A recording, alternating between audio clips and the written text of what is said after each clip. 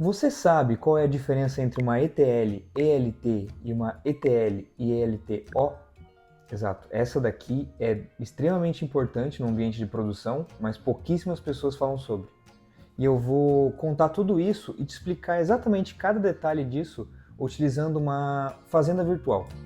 Como exemplo, óbvio. Você vai entender o conceito depois da vinheta.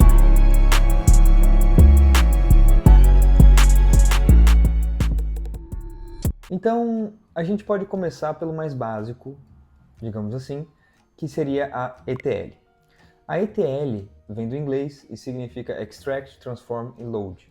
Então, primeiro você vai extrair os dados, depois você vai transformar eles e depois você vai carregar eles em algum lugar. Não ficou claro? Vou te explicar aqui num exemplo rapidinho.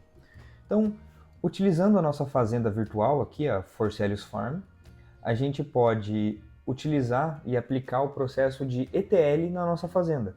Imagina o seguinte, que você tem essa fazenda que produz laranjas e você faz o suco dessas laranjas e vende o suco dessas laranjas. Perfeito? Então, aqui você tem o processo de extração dessas laranjas.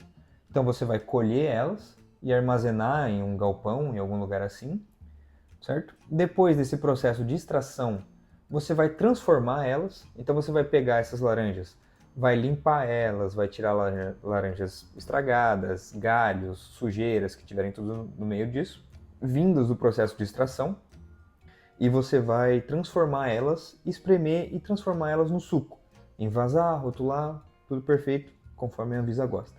Você tem o seu suco envasado e você precisa transportar ele. Então você vai carregar, agora você vai entrar na parte de load do processo, onde você vai carregar ele num caminhão, algo do gênero, e vai levar para sua loja, onde vai estar disponível para os clientes comprarem isso. Perfeito?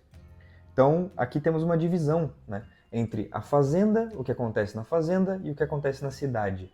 Né? Aqui eu já dei um spoiler um pouco mais do que eu vou explicar, mas a fazenda seria basicamente a nossa code base, seria nosso código, e a cidade seria o nosso data warehouse, que é justamente onde a gente vai fazer toda essa parte de exposição dos dados. Perfeito? Então, essa daqui seria o processo de ETL. E agora a gente pode mudar então para ELT, que, se você é esperto o suficiente, você já entendeu que também significa extrair, carregar e transportar. Então, é basicamente uma mudança na ordem dos processos.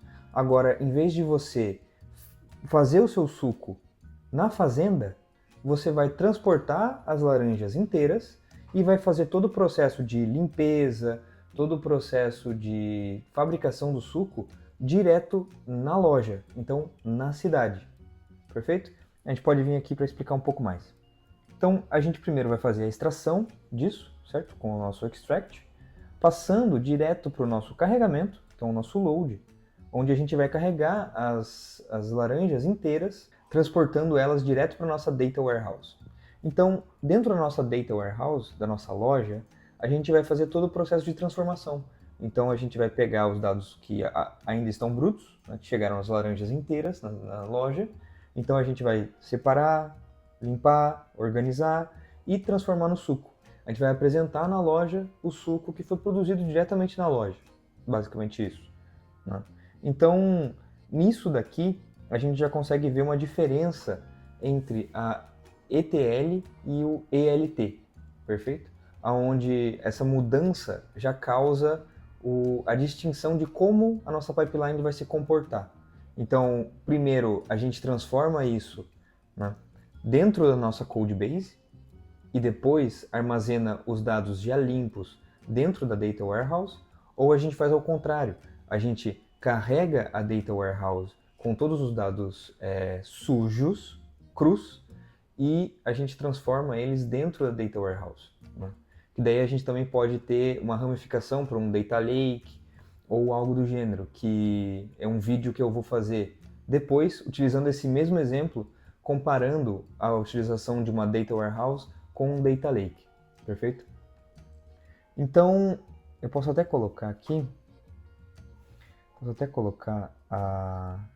a comparação das duas, que eu acho que fica legal. Então, aqui a gente pode ver a diferença entre uma ELT e uma ETL, perfeito? Então vocês podem ver claramente aonde o processo acontece, que é o processo mais custoso do lado de processamento, que é a limpeza e a transformação dos dados. Então você pode escolher se você quer fazer ela direto na sua base de código ou se você vai fazer ela na Data Warehouse. E aqui a gente pode ver uma comparação entre justamente os dois processos, né? Eu acho que isso aqui ficou bem claro, né? Bem óbvio para vocês. Não tem muito problema com isso, né? Se você entendeu a diferença entre uma ETL e uma ELT, não esquece de deixar o seu like e se inscrever no canal, eu acho que vai ser fundamental por isso aqui, para você também não perder os próximos vídeos, onde eu vou explicar a diferença entre uma Data Warehouse e um Data Lake, usando o mesmo exemplo que eu estou usando aqui. Continuamos. Então, agora o que é uma ETL e uma ETLO? É basicamente você adicionando mais um processo dentro, não seria um processo, seria você adicionando mais uma camada dentro da sua pipeline. E esse O é de observabilidade, que justamente é o fato de você conseguir observar todo o processo e todos os passos dessa sua fazenda, dessa sua fábrica de suco, algo do gênero. Perfeito? Então, no nosso exemplo aqui, nesse caso, a camada de observabilidade seria simplesmente um gerente que verifica todo o processo ao longo da pipeline. Então ele vai verificar se os dados estão sendo limpos corretamente, se o suco está sendo feito corretamente, se o suco está sendo carregado da maneira certa, se na hora de carregar os dados estão certos na prateleira da loja, se está tudo organizado, entendeu?